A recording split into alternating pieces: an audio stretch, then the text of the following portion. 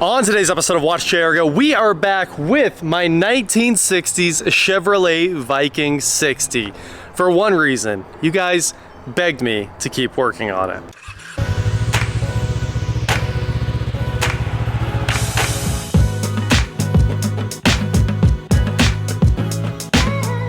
What is going on, guys? I am WatchJRGo, and today, like I said, we are here with my $1,000 Chevrolet Viking 60 I picked up just last week. Now, this is a medium-duty truck that they only made for a handful of years, and it has a aftermarket dump bed mounted on it here that is hydraulic, a 2-speed rear end, an inline 6 in it that was absolutely full of water, and apparently a cab that leaks a lot. So I didn't really notice this before. I didn't notice there was straight up moss growing on the floorboard, but it just rained for like 2 days straight, and apparently a lot of water is coming in the cab somewhere. So maybe coming down the side or right under the seal at the front of the windshield. Not sure.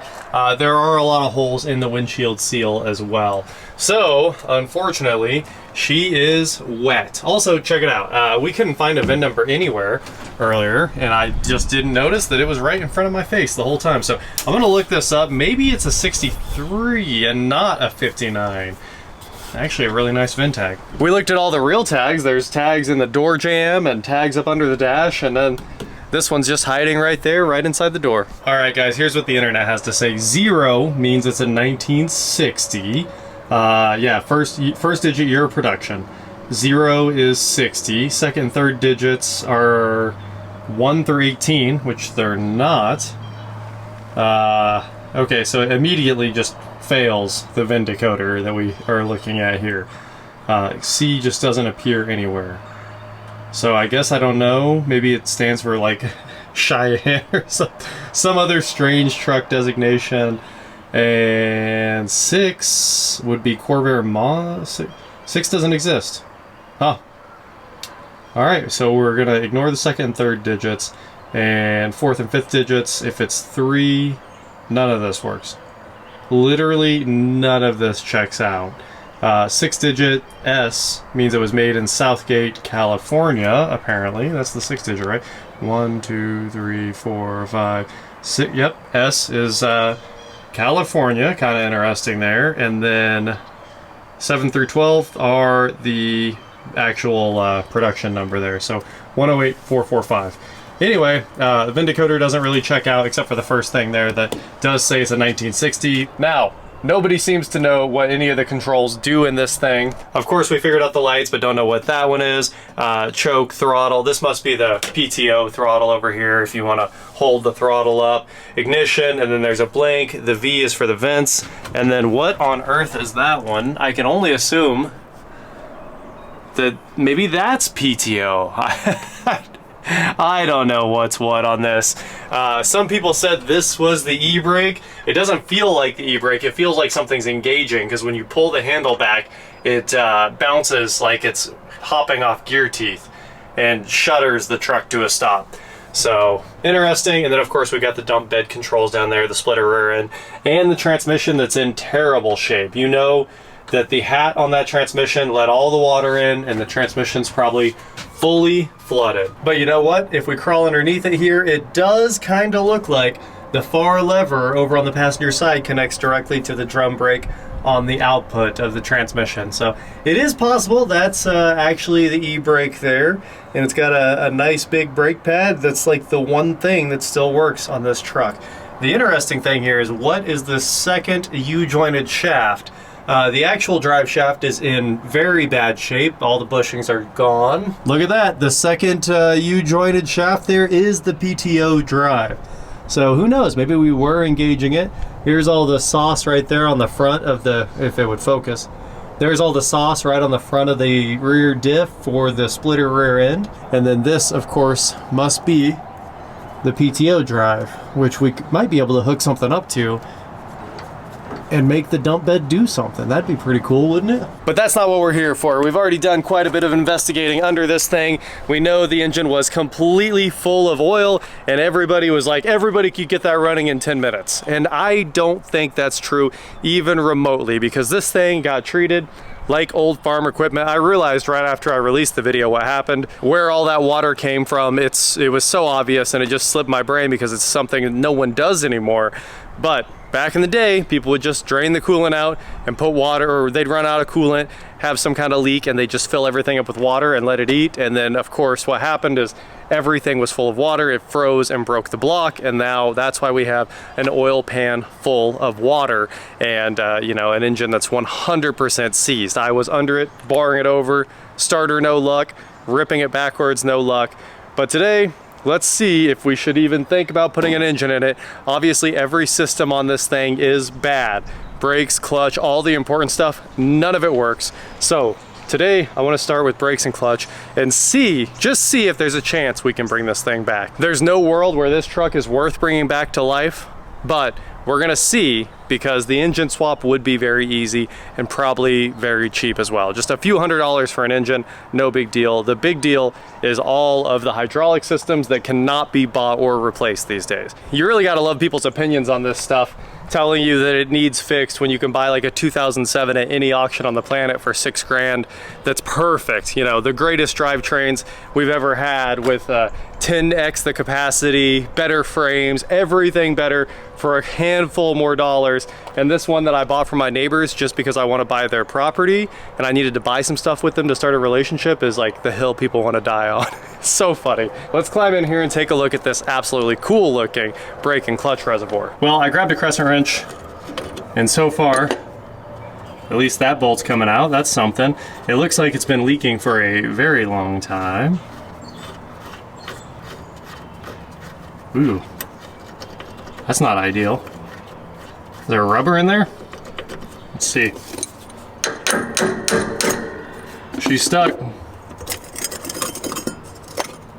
There is rubber, and we don't want to tear it. It's the last thing I want to do is replace that irreplaceable piece of gasket. Oh, it's so stuck. Absolutely rusted in place.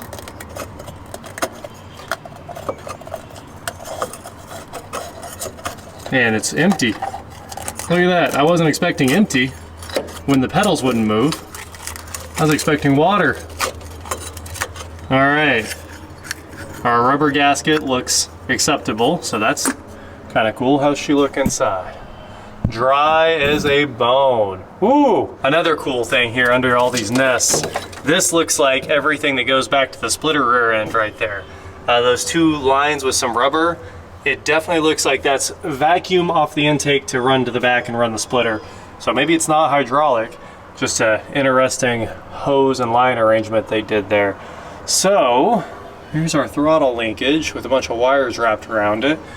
And that must be the throttle or choke, one of the 2 cables. And let's put a little bit of brake fluid in here and see if any of these systems come back to life. I grabbed the brake fluid, but I also grabbed knocker loose, and I think to get started here, it really doesn't matter at this point. So let's fill this with knocker loose. We're gonna put as much in here as we can, and hopefully it takes into these pistons. And then obviously, like, we have to bleed the system. So we might as well just see if the knocker loose will soak in and let us get this stuff moving. We're running out of aerosol before we run out of knocker loose. This can's got a bunch in it. All right, please go down, please take. I'm just hoping it sucks this up. And it looks like it might be. So let's jump in the cab and give this thing a couple stabs. All right. She's solid. Clutch, maybe, something. Ooh, I heard a pop. The whole firewall moves. The entire firewall is flexing with the clutch. It's stuck that solid. Well, there was one big bang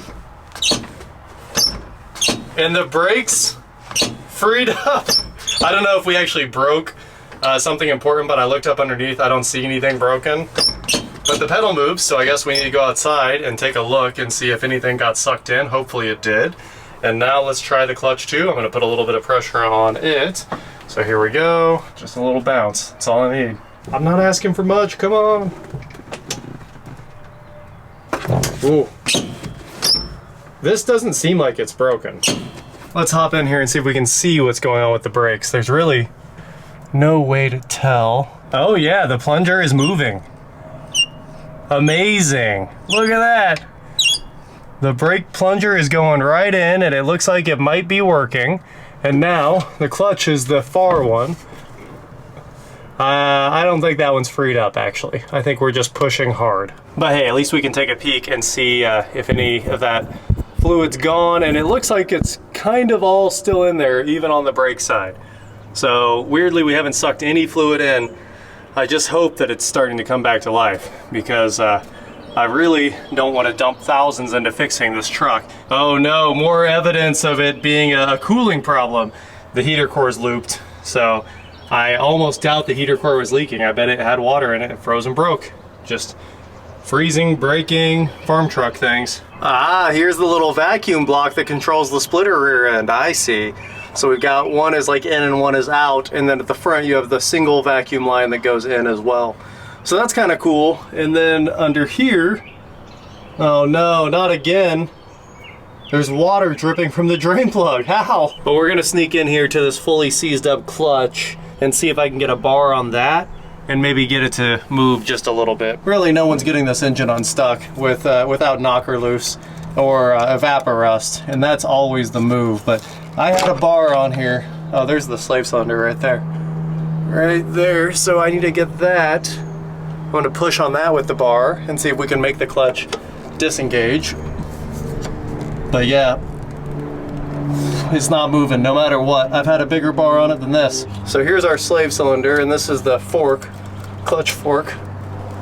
That looks like it's seized up too. But I'm gonna pry on it for a little bit and let's see what happens.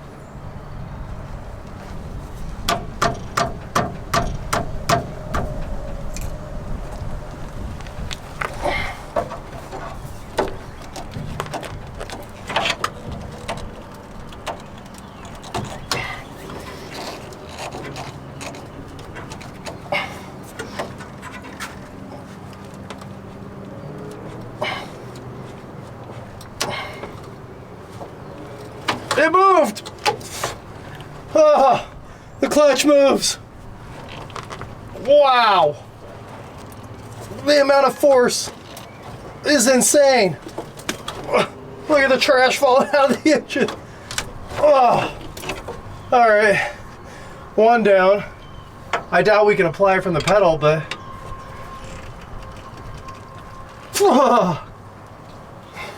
let's go find out if the pedal works. All right, we're going back in the cab. Come on, clutch. Don't let me down. Oh, she's stuck. Brake? It might be doing something. At least we didn't break any linkages or anything. Back to the clutch. Oh! It did it! Well, the piston was rusted in place, and luckily it did sit there with that knocker loose for 10-15 minutes. So now we've got both of them moving in the master. Will they work? Nobody knows. Maybe we took some of that fluid. I can't really tell. I thought I had it level with the top of the divider, but at this point, I am not sure. I'm gonna suck out the knocker loose and fill it with brake fluid. And we'll see after that sits, maybe it'll propagate down through the system and some of the hydraulics will start working, which would be incredible. And honestly, we might be able to get the brakes sort of working right now, or it'll all just leak out.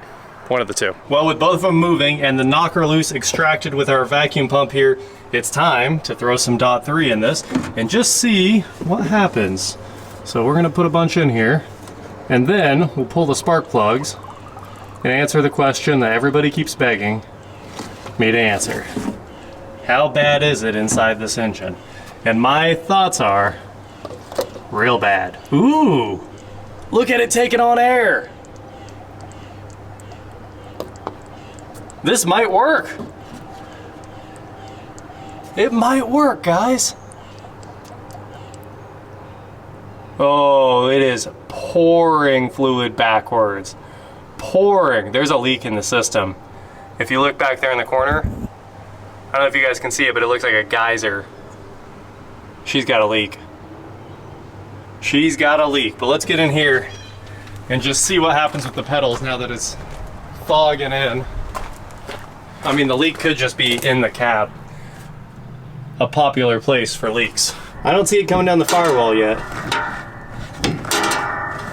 So there's a chance the leak's outside or an open bleeder. You gotta be kidding me. The brakes are pumping up. I think they're pumping up. The clutch is pumping up. Oh, that was bad, whatever that was. It jumped at the floor. It's all gone. We're gonna have to wait. But the brakes might be pumping up. It's getting farther from the floor. I've probably got 50 pumps in here already. I've just been pumping away. So that's probably why we had some pressure and then it bled off or got lost when it shot through the system. Well, we've got good news and bad news. The good news is it emptied the entire reservoir. Where did it go? That's the bad news. Nobody knows. So we have a whole lot of rusty brake fluid sitting in there. I just filled it back up.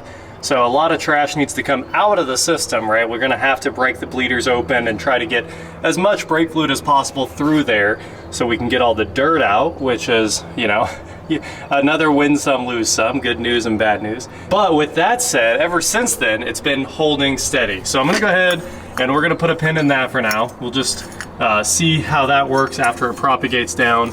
Say tomorrow, I'll check in on it. Let's put the bolt back in. Pretty hilarious that this bolt runs through the actual reservoir. And how do you even get it to start? I saw the threads at the bottom. Let's flip it around and see if that works out a little bit better. Come on, I know you're in there. All right, we got it to take. So that's sealed back up temporarily. And now let's do the important thing. Let's pull a spark plug or two and stick the camera down in there and see just how bad it is inside this engine. So we can grab a couple of wires and I'll go get the borescope and we'll just see how see she is. Big spark plug socket on these things. Old school. It's got champions in it too, it looks like. And just for fun, before we get in here, let's start by spraying knocker loose on all the spark plugs to make sure they're actually going to come off. I will say, I'm going to have to go get a new can because this one, like I said, is running out of aerosol. But I think we got them covered. And we'll start with the second one because it looks like the easiest one to get on. And somehow, oh yeah, that's the right socket. I thought it was. They're in there, but they're coming out. All right, so gotta love the old straight six valve cover with the Chevrolet logo on it too. That is an absolute classic. But let's see what the bottom of these plugs look like. Probably water. Ooh, gross. I think most of it's the knocker loose that went in there, but that is absolutely grody. You can see it's had metal growing on it forever. So I guess we pull them all and let's dump in ATF since I don't want to dump in Evaporust. Actually, no, I've got Evaporust.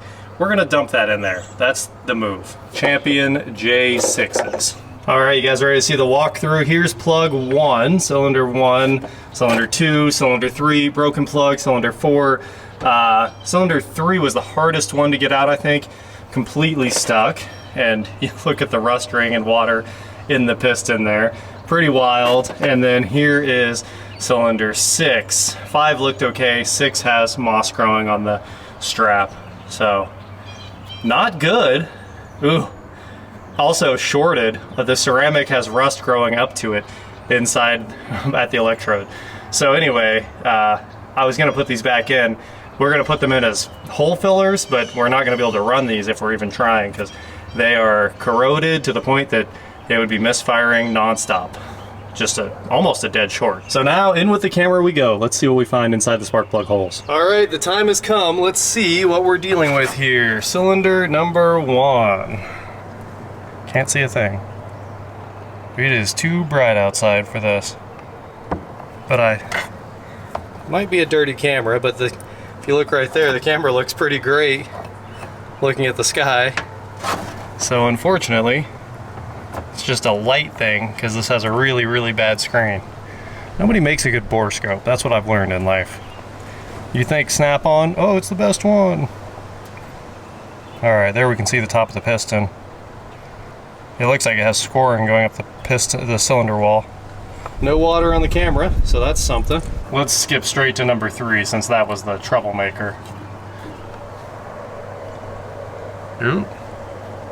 It looks like growth on top of the piston. I can't tell for sure.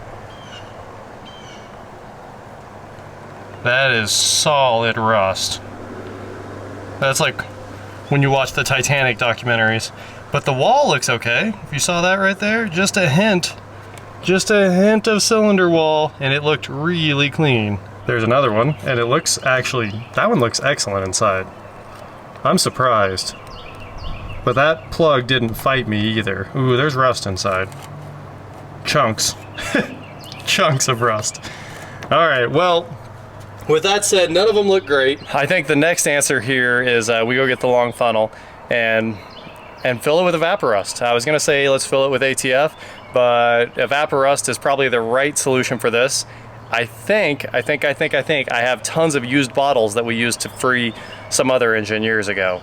So it's from the old shop, and there were a bunch of bottles. What were we using? Somebody on here must remember, but we had gallons and gallons of it that we used to free. Oh, my old helicopter, the WatchJRGo. We used gallons of it to free that engine up. We got that engine moving, but it was shot. And obviously those were old drone engines from the Army, and they're notorious for being like the world's cheapest engine because the Army used them as disposable things. So that's probably why it never wanted to run, even after I got the engine freed up. Well, here's all the Evaporust I have left. I lied. It looks like we only have these little bottles left. Most of the big ones are gone. So I'm gonna go ahead and dump everything we have in until all the cylinders are level full, and hopefully it frees this thing up and we can bar it over tomorrow.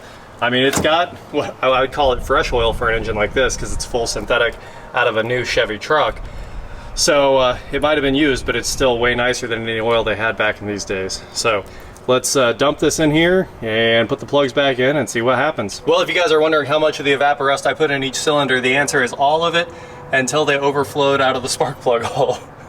So I just took the funnel and dumped it in there until I saw it dribble out over the top, and now we're gonna put all the plugs back in and see what happens overnight, over 2 days, who knows. We'll give it a little bit of time to sit. It'll all end up draining down to the crankcase anyway. And then we should maybe be able to turn the engine over. So for now, back in with the spark plugs we go. And of course I gotta be careful with the broken one here. I really don't want to cut myself for no reason on this old junk spark plug. And there we have it. All the spark plugs are back in their holes, and while I was at it, I actually tried to grab every one of those mud dauber or wasp nests I could and knock them all off. There's a few left. That one's got a cap on it, nice. I'm a little surprised the heater core got capped. I'm gonna throw away the spark plug piece that we don't need here. Clean this up while we're here too. I got one. I just don't have that very back one. But anyway, that is bringing back a lot of this truck from the dead. Let's go check on the brake and the clutch one more time. I found out where the fluid's going, straight down the firewall. It's just leaking like crazy. Huh, I thought it might have been the leak. There was like one drip, but now there's a huge spot. It might work though. The brakes might even be working already.